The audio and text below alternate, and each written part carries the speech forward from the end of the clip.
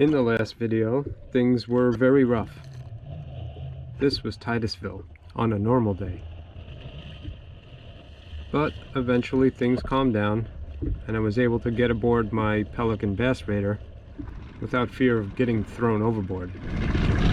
You know you're starting to get salty when your cup holders look like margaritas. You see all the salt?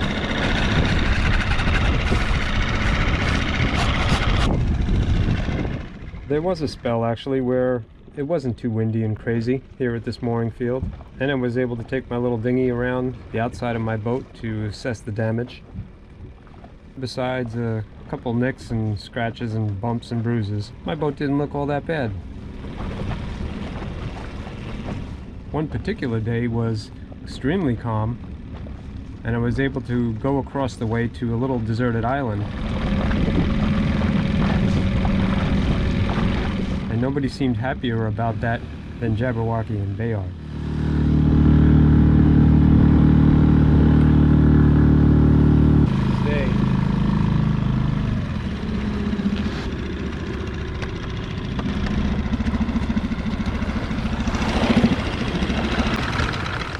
On this day, as the dogs ran around and did their thing, I pulled the bass raider up onto the beach and decided to do a little fishing.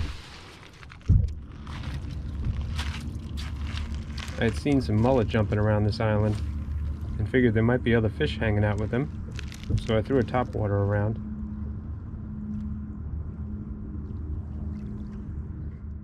The nice thing about the bass raider is you can take the seat off and fish like a lazy person if you want to.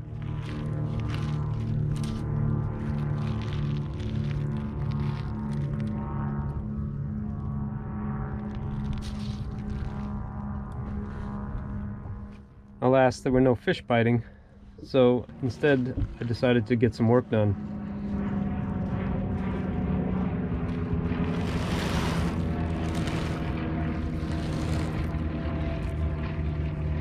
Here I am pulling the motor off of the bass raider, and after getting everything out except the carpet, I went up front and pulled the drain plugs. The raider is light enough for me to stand up by myself, so I can get the rainwater and condensation out of it. I can hear the water running out. There wasn't too much water in there, but enough to weigh the boat down noticeably.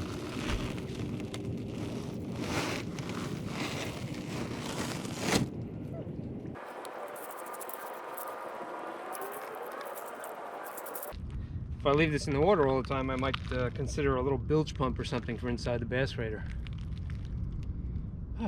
But any excuse to come to an island and do this type of hijinks is, I don't know, that's pretty cool too. After putting the boat back together, it was time to play around a little bit with the pups. Alright, easy, easy. One sure way to get their undivided attention is to hold a tennis ball up in the air.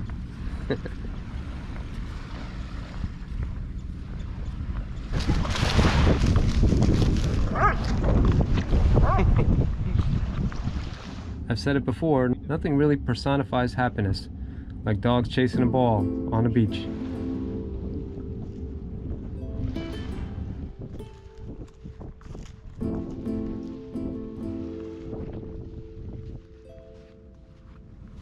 Now, if you look down on this island from Google Earth, you can see this island and the mooring field, and within sight from where I was, from where my boat was parked, I could see a familiar sight over at the NASA Space Center. This is perhaps recognizable to you. It's the Vehicle Assembly Building. And right next door from there are a couple launch pads where nowadays rockets take off, and in the past a space shuttle would lift off from. All of that was visible from where my boat was parked, and according to the weather station on the VHF, there was an event coming up. The weather roundup at 7 p.m. Sunday, partly sunny. Highs in the mid-80s. The U.S. Air Force at Cape Canaveral has issued a local notice to mariners concerning a launch hazard area from 7 miles north of Port Canaveral to 17 miles north, extending to 82 miles east, northeast of Port Canaveral. The launch hazard area is active from 2:15 a.m. until 6:30 a.m. on Wednesday, March 24th, 2021. Booster rockets will fall into the ocean downrange. All vessels transiting the vicinity of Cape Canaveral are urged to stay outside of this area. Coast Guard vessels and Air Force helicopters will be patrolling the area. For updated information, listen to Marine Radio Channel 16 or call 321-868-4200. This concludes the U.S. Air Force Launch Hazard Area message. The following morning at about 4:30 a.m., I turned on the computer and looked at SpaceX's website. I could see the rocket that was scheduled to lift off sitting there, and everything seemed like it was a go. And then all of a sudden I heard it outside. Obviously the live stream was a little bit behind. By the time I looked up, the rocket was long on its way, and I had missed the spectacular takeoff. I went back inside, and there it was, still sitting on the launch pad. Obviously there was a delay, and I was a little upset about it. But at least I got to see the liftoff from the computer. 4, 3, 2, 1, 0. Ignition. I couldn't believe I had just missed this right outside my door. Outside there was a GoPro recording. Unfortunately, it was set to time-lapse and not video, so all I got was a few frames. Imagine how cool that would have looked. Ugh. Recording this and watching this launch just wound up being a debacle, just like some other experiences of mine here at Titusville.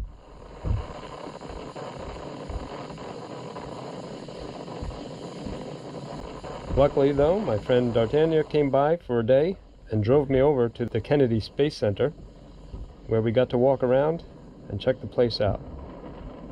It was neat to walk amongst their rocket garden.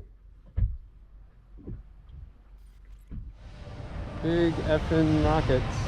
I came here once when I was about 5 years old, so I kind of geek out as I walk around this place. You need to figure out how to put one of those on a kayak. Yeah, that's a good idea.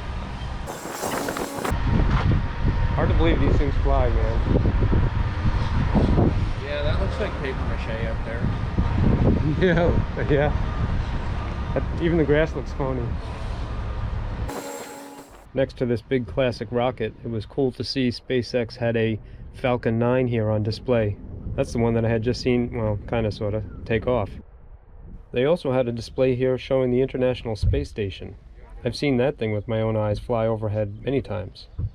They had a beautiful mural and flags representing all the countries involved. And they also had a lot of displays showing astronauts and rovers, both old and new. I think this is the one that they want to put on Mars. It had really neat tires. They also had the tires from the space shuttle. Those things were no joke. And they had a lot of things related to the space shuttle. The suits the astronauts wore, and all kinds of models. Medium-sized and small-sized. And they even had some really big stuff here. Like not just that blue engine up there, but an actual space shuttle hanging from the ceiling. This video does this no justice. Getting to see this massive thing up close was pretty cool. Kind of like seeing a big fish up close. You could see all the scales and the little individual bits and pieces. Stuff that's normally lost in a video or on TV. I would suggest going to this place to anybody who gets goosebumps when they think of rocket engines and space flight and folks that used to watch TV shows like Cosmos, like I did when I was a kid.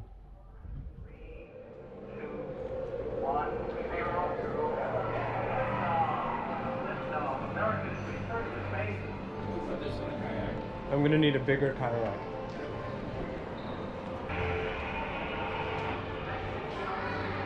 That's a lot of bits and pieces. Many thanks to D'Artagnan for driving all the way over here, picking me up, and taking me there for the day. He even paid for my ticket to get in. You're a good man, my friend. One thing I bought, though, was something I remember from when I was little.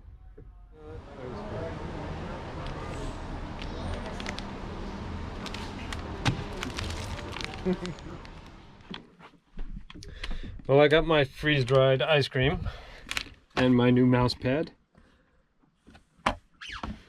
And the reason I had to get this is because when I was very young, my parents took me to the Kennedy Space Center, and it's like one of my earliest memories of getting Neapolitan freeze-dried ice cream. And I remember it being delicious as a kid, thinking to myself, man, I could live on this. If I was an astronaut, I would live on freeze-dried ice cream. Anyways, I'm pleased to see that they still sell this some 40 years later, or maybe longer than that.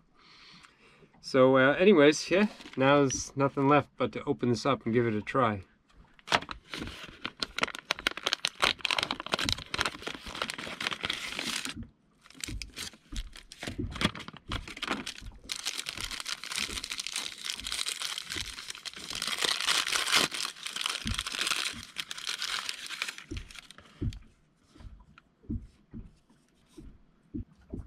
It's light as a feather.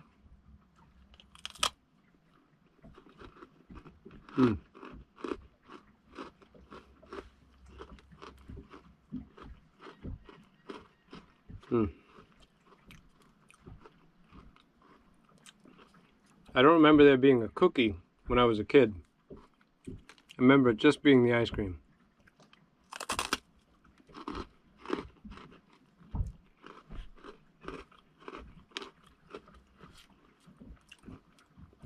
I don't remember it being so crummy as a kid.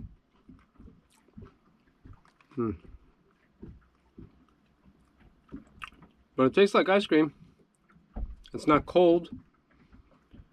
It's stiff, but the taste is undeniable.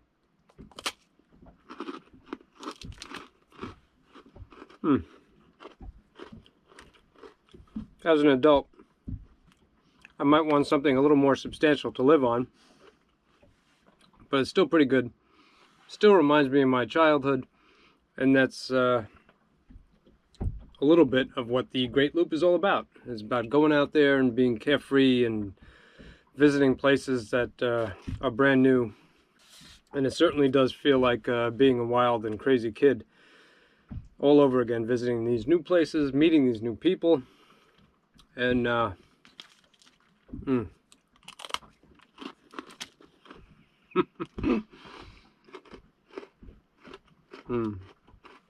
It is a pleasure to be able to share this kind of stuff with you guys. In the next video, I am out of Titusville. I'm done with that place, and I'm moving north. Can't remember where exactly, but I remember there was a rail bridge way off in the distance that I stared at for 3 weeks. Finally, I drive my boat under that bridge, and I think I make it towards Mosquito Lagoon or something. Great fishing there. I looked forward to it, and I look forward to getting more videos for you guys soon. Thanks for watching as always. I'll see you next time. I am going to spoil my dinner. I'm